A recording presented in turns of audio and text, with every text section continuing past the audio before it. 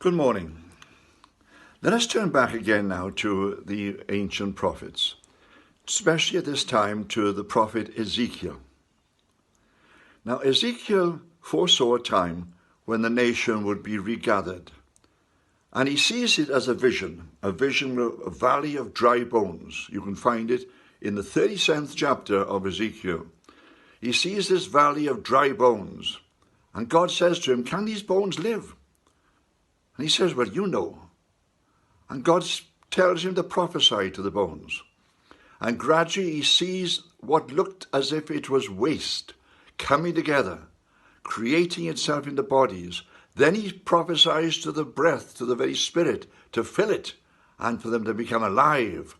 And in these strange visions, he sees the whole nation of Israel coming into existence, powerful and strong. But he also sees something else. He sees that the nations around Israel will suddenly turn against them. They will want to destroy them once and for all. And he names these nations. Of course, the names he gives them are the ancient names they had in his day. So he speaks about Persia. Well, today we would call it Iran. And he speaks about Russia as Gog. But in fact, we would know it now as the forces of Russia coming down into Israel in this way. And he says all the nations are going to turn against it in this way. There's going to be Turkey coming in trying to destroy it. The Turkish have always wanted to recreate the Ottoman Empire. The Iranians have always really wanted to create the Persian Empire. All these different countries coming against it, surrounding it, trying to destroy it. He also says that when this happens, Israel will be standing alone. At this moment of time, President Trump has ordered a fleet into the eastern Mediterranean. And he has said to Iran, and he has said to these people, leave Israel alone. But when this happens, they will be standing alone.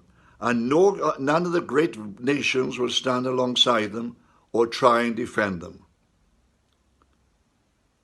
They will be waiting for it to happen. Why should they want to destroy this nation so badly? Well, Israel has just found in the Mediterranean off its coast a great gas field. And under the Golan Heights, it has found a great oil field. It is, in fact, becoming one of the most powerful nations in the world by the wealth it has found around it and underneath its soil. When this starts to be brought out and distributed through the world, then, of course, it'll affect the economies of all these other countries. And it'll be a country that they will become jealous of to such an extent that they will want to invade it, destroy it, and take over all these sources of energy. They will be standing alone, says Ezekiel. No one will stand with them.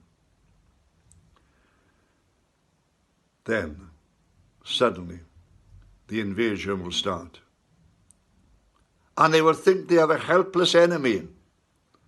Oh yes, Israel will have a few planes, a few weapons. It can defend itself to a certain extent, but nothing compared with the weapons that its enemies have around it.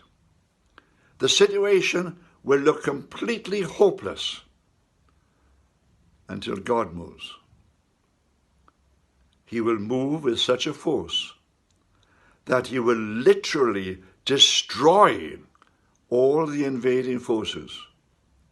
Those coming from the north, those coming from the east, those coming from the west, wherever they're coming from, he will literally destroy them.